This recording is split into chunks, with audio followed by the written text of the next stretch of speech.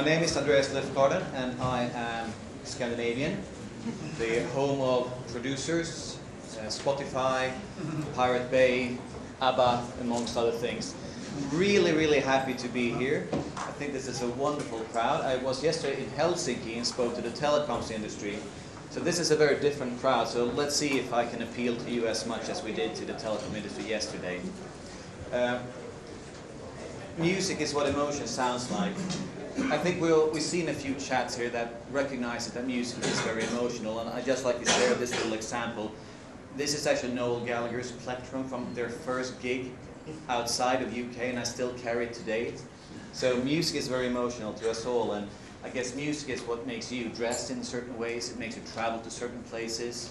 And if we're going to look at the numbers, 98% of most populations, and this is a UK example coming from EMI, says that music is a likable product. It cuts through all demographies.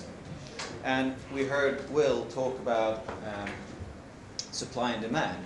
Well, certainly the demand for music is there, but over the past 10 years, as some speakers have alluded to as well, there has been some hiccups along the way. And the reason why I bring this up is not to pick on labels or anything like that. It's merely as an explanation to why we founded Spotify.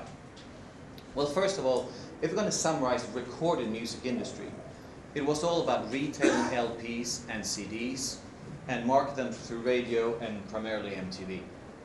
And then came along digital and sort of ruled it all.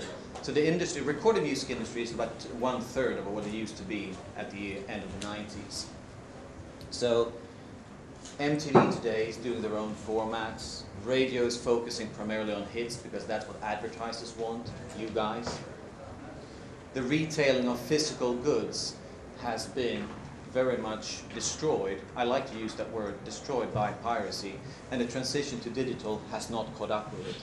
And you might say that there has been a few hundred music startups to date, and most of them have seemed to fail.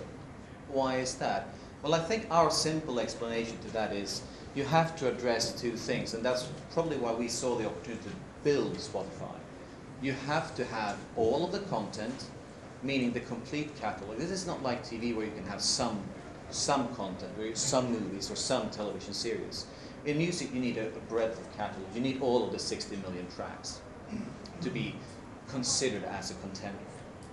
You also need to have a perfect user experience, and that's where I think most people have failed to date. DRM, for example, rootkits. You can all relate there. So the only one who's really nailed it was Apple and iTunes. But if you see a retailer market controlled by one dominant retailer, and if you have a product that 9 to 8% think is something they want to buy and something they want to work with, why can't you build a startup around this? So we went out on that journey to build Spotify. Oops, pardon me. So what we came up with, and I'm not going to bore you with this slide too long, there's funny stuff coming along. But what we came up with, you need to be everywhere to anyone. So we're in the mobile, we're on the computer, we're on speaker systems like Sonos, we're in the television, that is Telias up in Sweden, their set-top box integration of Spotify. So first of all, you need to be everywhere in order to be relevant to your users. You need to be in the computer while they're at the go, in their living rooms. Wherever they want to listen to music, we want music to be like water. Then I've written 2 words there, and I don't know how tech savvy you are, but I'll have a go at it anyway. We are a tech company, after all. We have something called Live Spotify. That's the sort of code library that you could use to put Spotify into anything. That's what Sonos used, for example. So if there were anybody who wants to put Spotify into a car, like the Ford guys, if you want to put Spotify as an engine into your car, you can do that today. If you want to put Spotify into a toaster, you can do that. If you want to put Spotify into anything that runs an operating system, you pretty much can do that today.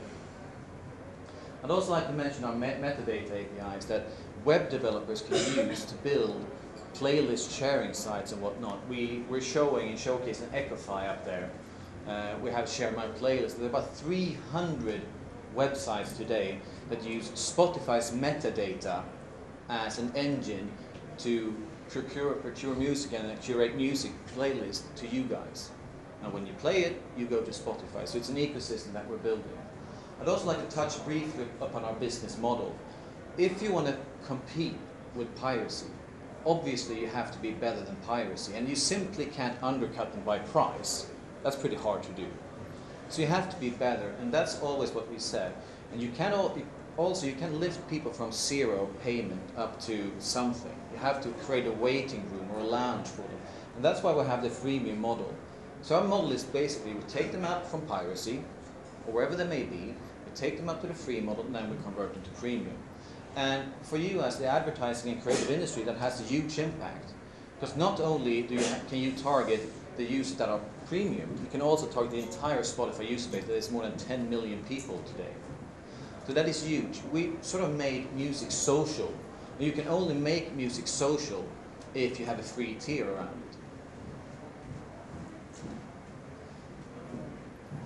So if we combine all of these things, first of all, there's a huge change in the music industry. We're speaking a lot about syncs today. That's certainly one thing, but we also see an example of bands in transit. That's a new idea. Or should I sponsor O2 Arena? There's a whole array of options that you can use today, and we like to be considered as another option to you, the creative and brand industry.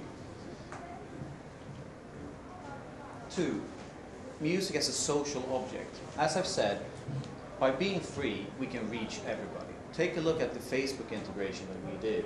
The fact that you can now have music, songs in your social stream is huge. Because right now you can actually share music and you can do it in a legal way. That wasn't possible before. People used to share MP3s by mailing them to each other, and then all mail providers and companies stopped that because that's clearly illegal. But you can share the URL of a Spotify song. That's perfectly legal, and you can do it to anyone. If they don't have it, they can go and download Spotify and install it for free. So you can attach your brand to the Spotify experience, building the playlist sharing site, or engage with us in any other way that you see creative, and build something on top of our ecosystem. Number 3, everyone and everywhere. I cannot stress how important that is. We'd like to be in every conceivable device that there is. If I could be in that video camera, we would. I don't know how meaningful it would be, but we would like to. So we offer our tools and our platforms for you guys. We have developed a lot of tools. As I've said, we have the normal Spotify clients that can be downloaded and installed on your computers and your mobile phones. We have the Lib Spotify that can be used to build Spotify applications, and just recently, the other day, we released Lib Spotify for iOS 5, meaning that if you want to build an application for the iPhone or for the iPad that uses music, we can be a tool in that process. I think that's very, very interesting. Of course, we also have the metadata APIs, and on top of that, we do engage and we do reach 10 million people today. It's actually quite more, but that's the last official number that we release. So I think we would like to make an appeal to you guys today that yes, you can go out and sponsor an O2 Arena. Yes, you can put bands in a van or bands in a transit. I think that's an important distinction there. You can do the traditional thing, but if you want to engage with a music platform and an ecosystem, I think we are one that would like to be considered. Thank you very much.